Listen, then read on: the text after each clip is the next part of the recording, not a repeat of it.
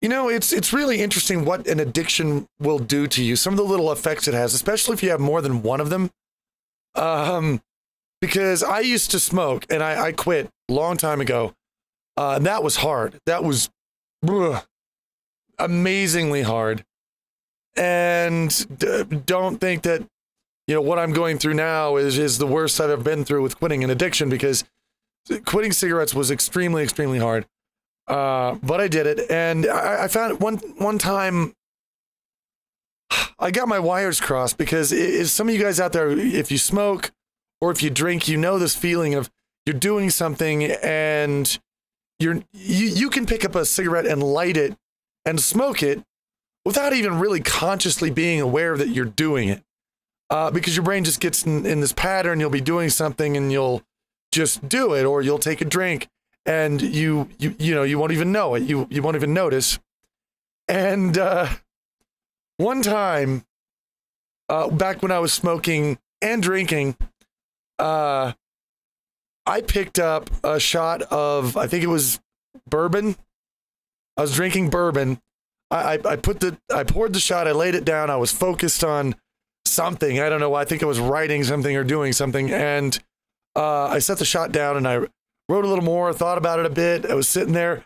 I picked up the shot, put it in my mouth, and instantly inhaled it, because my brain got a little cross-wired thinking that it was smoking when I was taking a shot of booze. And let me tell you, that was a painful moment in my life. Don't ever inhale bourbon. That's just not good for you. But hopefully those days are coming to an end. I won't have to worry about things like that anymore. But yeah, so still on the road, and we're still moving forward. Hello guys, and welcome to my computer screen. That's right, this is my computer screen right here. And I've dug this out here because I wanted to demonstrate something. I wanted to see if I could simulate what's going on with my eyesight and how it's affecting me. And I thought maybe I could do this with Photoshop here, because if I stare directly in the center of this screen, there, right there, see that? I can't. All I see is a big black screen. If I move it over here, okay, I can see that. I can see this, but it just disappears right in here. It's gone completely. So what I've done is I took and I put a point in the very center of the screen.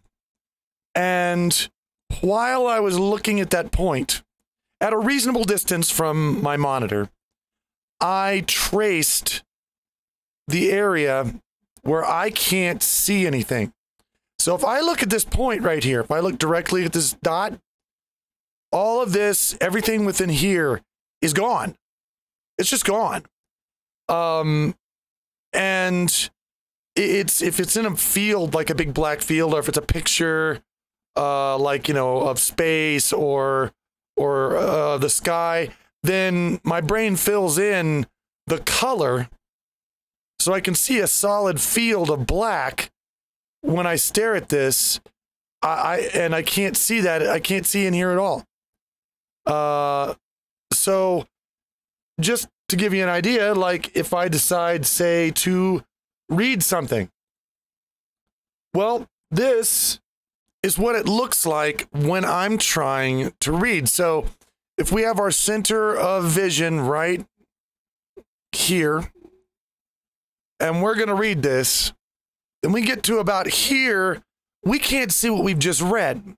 All the words, you have to actually look over everywhere. I mean, most people, when you're reading a sentence, you read it in chunks. You read, you look at it and you see the first few words and you skip and you see the second part of the sentence and you see the second few words.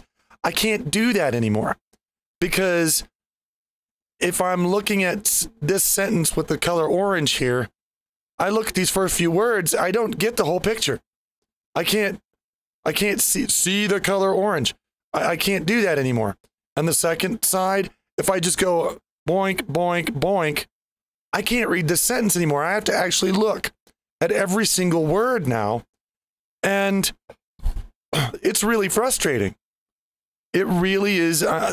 Reading is the worst. That's the one that I'm really having to get used to. If I was looking at a picture, say I see it, oh, look, a deer, and there's his head, but I look down here and I can't see his face anymore. You can't put the whole picture together anymore you have to look around. I've found myself, like, I'll look and sort of scan the whole thing a lot more detailed now, because if I just, if I just look at him, well, that sucks. It's a chunk of picture gone. If, say, here's me looking at art, if I decide to look at art, then I go over here and I look, especially the character, usually look in their eye. So I look in their eye and now I'm missing this part of his head. Oh, what's this in his hand? Oh, his face is gone. Got to go back. It's so frustrating to have that there. And you can never get rid of it. It's always following your eye around and you can't see. You look in his pocket. Where does tie go? It's crazy. Let's see. This is what it looks like when I'm looking at, like, Google images. Sometimes when they're like icons and they're small, you can be looking at parts of icons and miss an entire thing. I could be looking at this water here and not even realize there's a bridge over here. Or I can be looking at this tree right here and not even see the road over there. So I find myself having to bounce my eye around a lot more. I can't just stare in the center of this thing and see the whole picture anymore. I have to look back and forth until I finally take it all in. Look, that whole tree is gone. It sucked. This is what happens when I'm reading TweetDeck, and yeah, this is blurred because those are my private messages, and I don't want to, give those away. But yeah, it's like I find that a lot of times I recognize the tweets from people by their icons. That's what I look at. But if I'm reading the tweet, I've noticed I can't see the icon anymore. Well, wait, what's that's from, okay, I gotta look over here for that. There's the onion, and tweets are hard too, because if you look over here to the last word, that whole tweet is gone. It's just, you can't even see it anymore. I have to read every single little word. Boog it, boog it, boog it, boog it. And, yeah. Here, oh, look. Doc Rat just sent through another one of his comics, and, okay, it's all about pirates. See, okay, it's all about pirates. See, 15 men on a dead man's okay, now I look at the character over here, and then that's all gone, and I look at this character. Oh, what did okay, goodness, and I can't, it's gone. See, there's just so many things that are blocked out, and you can't see all of it at the same time. This is me watching a Jacksepticeye video. If I'm looking around, and I'm, it just blocks out stuff. And by the way, no matter how blind I am, I can still see this over here. Can I please have this monthly estimated income, please? Please? I mean, that's all I want. That's all I want in the world. That's not too much to ask, is it?